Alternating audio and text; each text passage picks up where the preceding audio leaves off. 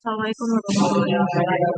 Selamat malam, Pak. Saya si JHD. Bukan sih saya masuk, suara saya kecil dan agak fraksi yang lainnya. Perkenalkan saya satu Sika, kata baru 113 115. Di sini saya akan menjelaskan mengenai proyek evaluasi akhir semester dari mata kuliah metode integrasi, di mana dari persoalan yang Bapak berikan, saya mendapatkan beberapa output dan juga penyelesaian yang telah saya susun dalam suatu PDF ini, dan akan saya jelaskan kepada Bapak Saifuddin itu sendiri. Yang pertama, karena di sini merupakan penyelesaian dari beberapa metode. Yang pertama untuk evaluasi parameter model gravity anomaly menggunakan dan juga ada metode simulated annealing dan genetic algorithm.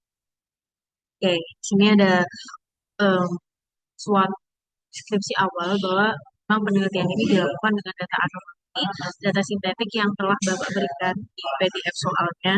Kemudian untuk penyelesaian ini menggunakan tiga metode yaitu optimasi global seperti Monte Carlo, simulated annealing, dan genetic algorithm, dan kode ini sudah Bapak cantumkan dalam pertemuan sebelumnya. Dari hal ini kemudian saya membagi menjadi beberapa case ataupun paragraf berikut. Nah, untuk source code-nya. Di source code ini memang diberikan oleh Bapak Saifudin pada pertemuan kemarin, namun saya rombak dari persamaan-persamaan sesuai dari soal yang diminta. Untuk yang pertama ada source code ST, di mana untuk source code ini berfungsi sebagai forward modeling untuk menghitung respon anomali gravitasi berdasarkan parameter model yang telah diberikan, di mana untuk fungsi ini menjadi inti perhitungan untuk seluruh metode inversi yang digunakan. Nah, dari sini sudah saya sesuaikan tentang apa saja parameter yang dicari, seperti A, D, H, eta, Q, dan X-nya itu berapa. Kemudian saya masukkan persamaannya, di sini ada persamaannya A dikalikan sekian-sekian per sekian, seperti yang sudah dijelaskan pada awal ini. Kemudian masuk lagi dengan metode yang pertama. Nah, metode yang pertama ini adalah metode Monte Carlo, di mana Monte Carlo ini membangkitkan dari 5.000 kombinasi parameternya untuk yang dicari seperti A, D, H, eta, dan juga G-nya yang secara acak dan independen dalam suatu pencarian. Nah, di mana untuk setiap iterasinya MSE model itu dihitung dan dibandingkan dengan model terbaik yang tersimpan. Nah, model tersimpan ini seperti model baru yang hanya disimpan apabila si nilai RMSE-nya itu dia lebih kecil dan pencarian itu dia bersifat random search ataupun strateginya eksplorasi terarah. Nah, untuk MC-nya, nah ini ada source code-nya, ini lumayan panjang di sini saya menuliskan untuk eh, M-min dan M-max-nya untuk ADH kita dan juga G-nya itu berapa. Nah, dari parameter-parameter ini saya masukkan dan saya sesuaikan dengan rumus yang baru bersama. Dan didapatkan hasil seperti yang akan saya jelaskan berikut. Kemudian saya kembali lagi dengan metode yang lain. Metode simulated annealing ini hampir sama seperti MC, cuma bedanya ini untuk annealing dia mengadopsi si konsep pendinginan logam. Selain menerima solusi yang lebih baik, metode ini tuh memungkinkan penerimaan solusi yang lebih dengan beberapa probabilitas tertentu sehingga dia mampu menghindari jebakan minimum lokal. Dari source code ini, saya juga sesuaikan dengan source code yang telah Bapak berikan di pertemuan sebelumnya. Saya sesuaikan dan em, jadi seperti ini dengan liternya tuh 5.000. Kemudian dengan F-print ini ada hasil dari ya.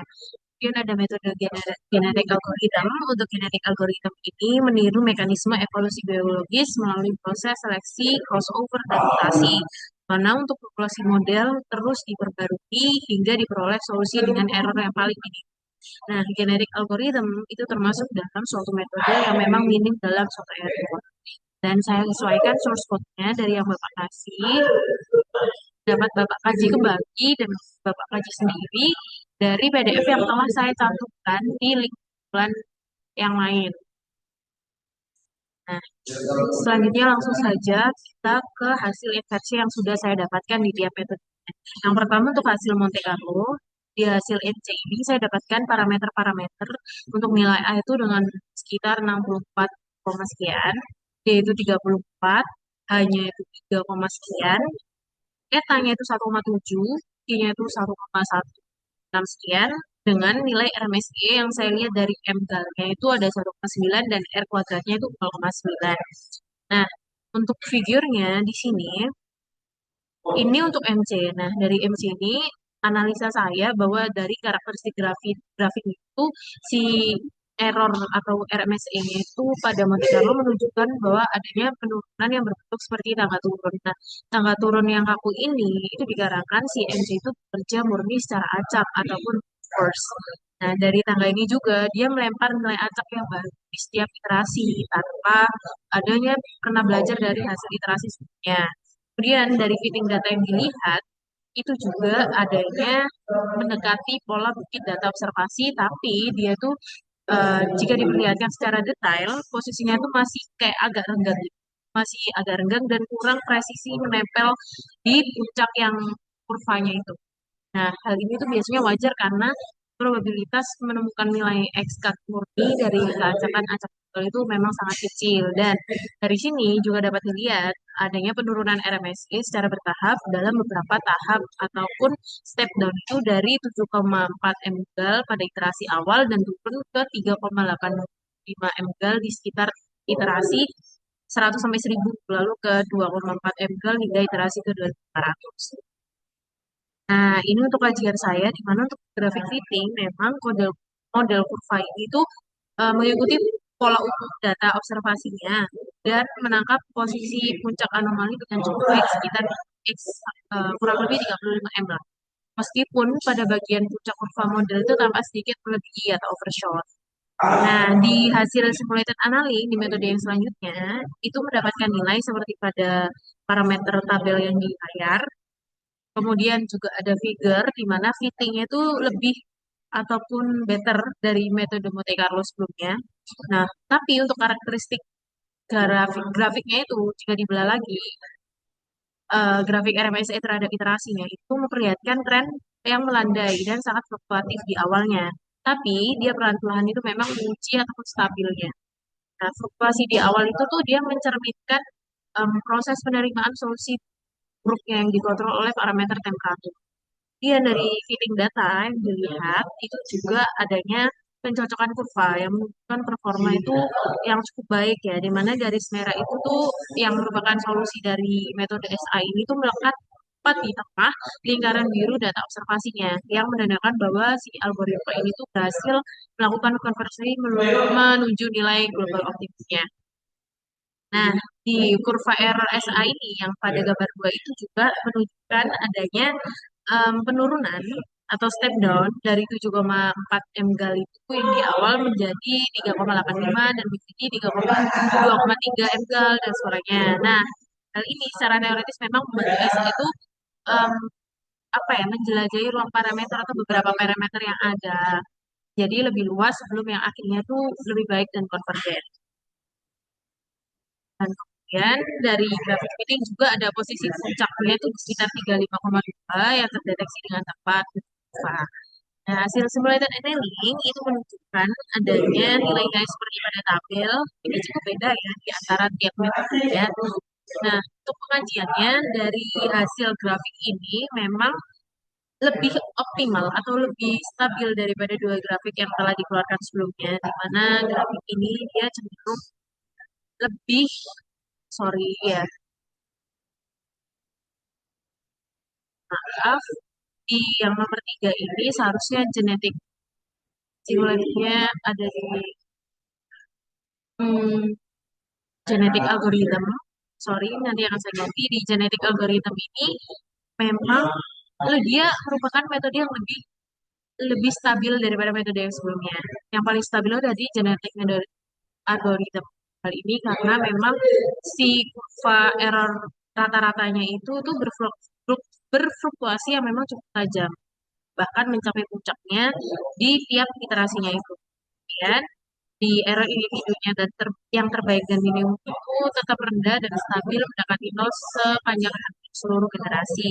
Dari pola ini juga dilihat dari analisa saya, pola ini menunjukkan mekanisme elitism yang bekerja dengan baik meskipun populasi secara keseluruhan tetap beragam. Seperti itu. Nah, nextnya kita masuk ke perbandingan ketiga metode. Nah, di perbandingan ketiga metode ini saya gabungkan dari grafik-grafik fitting yang sudah didapatkan untuk tiap metodenya, baik metode Monte Carlo, simulated annealing, dan juga genetiknya. Nah, di sini dari perbandingannya itu memang yang paling stabil itu seperti yang saya sebut sebelumnya itu di genetiknya. Nah, ketiga metode ini memang secara konsisten itu menempatkan sumber anomalinya itu pada D35 meternya sekian. Terus dan juga mendekati lokasi puncak anomali itu pada data observasi sekitar X sama dengan 34,5 sampai 35,5 dengan maksimumnya sekitar 24,6 mPa. Nah, parameter D ini adalah parameter yang memang paling stabil menurut saya dan well resolved ya antara kelima parameter model dan konsisten juga dengan posisi puncaknya yang tampak di gambar 1. Nah, untuk kedalamannya, si hanya itu dia memang bervariasi dengan kisaran seperti yang saya tuliskan dan memang lebih lebar dibandingkan nilai D-nya. Tapi tetap dia mengindikasikan suatu sumber anomali itu berada di relatif dan dekat dari permukaan orde beberapa meternya. Nah, dari gambar 4 ini, dari perbandingan ini, saya juga melihat adanya ketiga metode itu menghasilkan amplitude puncak yang memang relatif berdekatan dan cukup dekat dengan puncak data observasinya. Genetic algorithm dan Monte Carlo itu memang sedikit lebih tinggi jika puncak data, sedangkan untuk simulated analytics sedikit underestimate. Dan secara visual, menurut saya, kurva genetic algorithm memang yang paling tampak mengikuti seluruh titik data di sepanjang lintasannya. Nah, kesimpulannya di sini saya tuliskan memang hasil inversi menunjukkan bahwa dari ketiga metode itu menghasilkan posisi sumber anomali yang hampir sama. Cuman ada beberapa perbedaan di titiknya, yaitu di sekitar X sama dengan 3,5 meter. Nah, konsistensi ini menunjukkan bahwa memang semua metode optimasi itu bisa mengidentifikasi lokasi sumber anomali yang baik. Namun terdapat perbedaan utama menurut saya di sini adalah untuk nilai amplitude dan kedalaman sumbernya. Di Monte Carlo menghasilkan amplitude itu paling kecil dengan kedalaman paling dangkal. Sedangkan simulated analytic menghasilkan amplitude menengah dan kedalamannya itu lebih lebih besar. Nah, genetic algorithm menghasilkan amplitude itu terbesar dengan kedalaman menengah dan perbedaan ini menurut saya terjadi karena di tiap metode itu punya cara yang berbeda dalam menyelesaikan dan mencari solusinya. Monte Carlo hanya bergantung pada pencarian acak, sehingga saya peluang untuk menemukan si solusi global itu lebih kecil dibandingkan metode yang lain. Sedangkan untuk simulated annealing, yaitu mengatasi kelemahan ini tuh dengan mekanisme temperatur yang memungkinkan eksplorasi ruang yang em, dengan eksplorasi ruang ini parameter itu akan lebih luas.